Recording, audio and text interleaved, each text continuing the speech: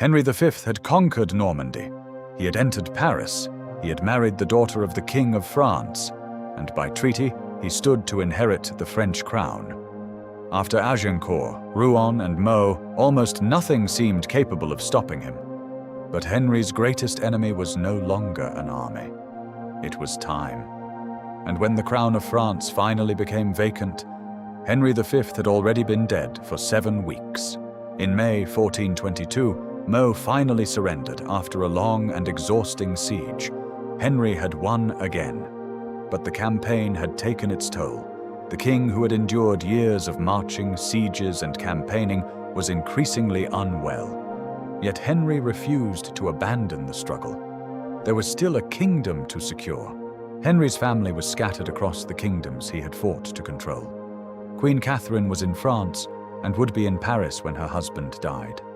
Their only child, Henry, born at Windsor on December 6, 1421, remained safely in England. The king had an heir, but the boy was only 8 months old. Henry's empire might soon belong to a baby who had never known his father.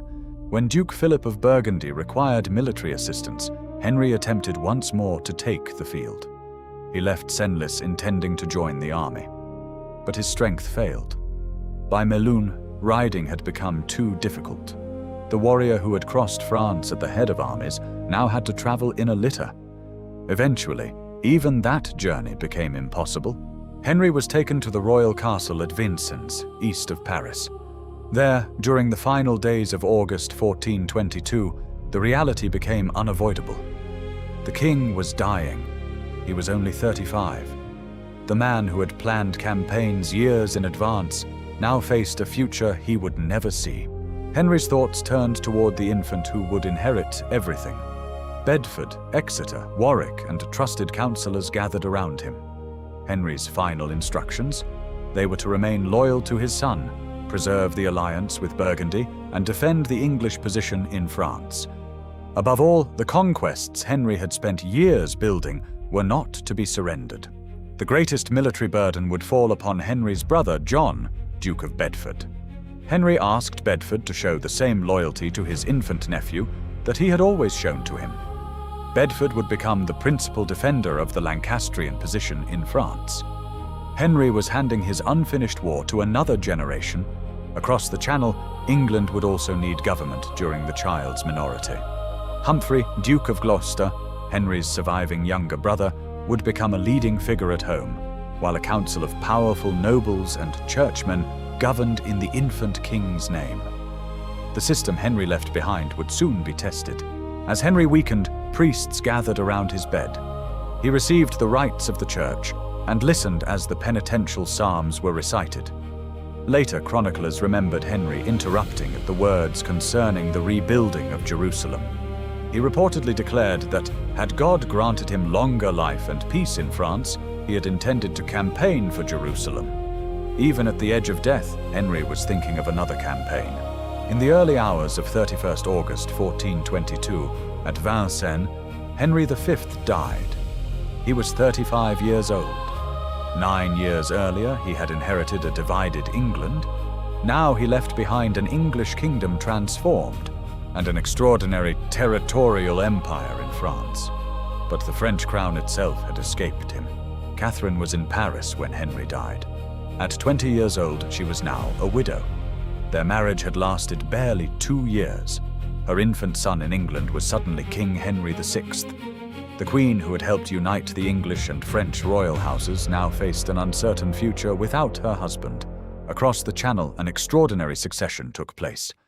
Henry VI was not a warrior, not a prince capable of addressing Parliament, not even a child capable of understanding his inheritance. He was 8 months old. The crown of England now belonged to an infant. Everything Henry V had conquered would have to be defended in his son's name. Henry would return to England, but not as he had imagined. His body was embalmed and rested for a time at Rouen Cathedral. A magnificent funeral procession then carried the dead king towards the Channel.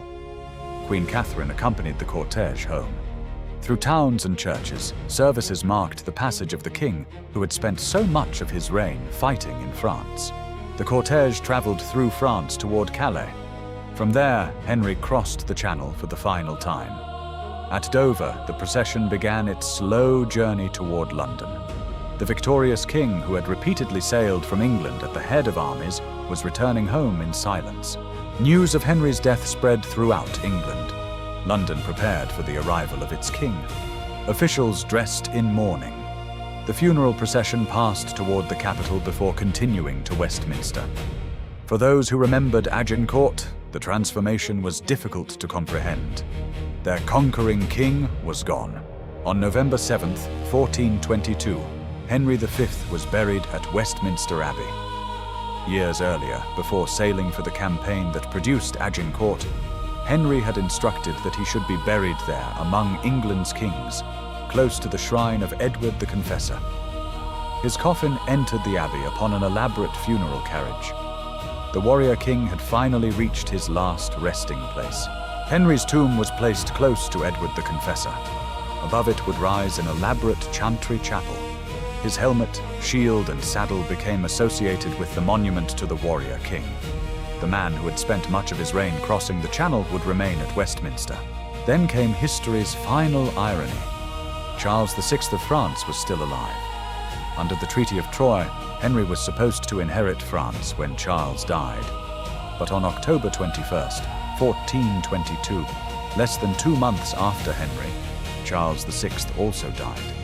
Henry V had come within weeks of the crown he had spent years pursuing.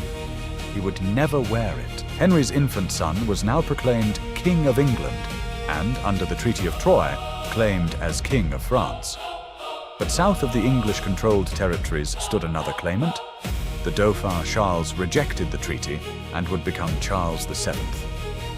The struggle Henry V thought he had nearly won was beginning again. Henry V died at the height of his power. Agincourt had made him legendary. Normandy had made him a conqueror. The Treaty of Troyes had placed the French crown almost within his grasp. But Henry's victories had created an empire that depended heavily upon the man who built it. Now that empire belonged to an 8-month-old child.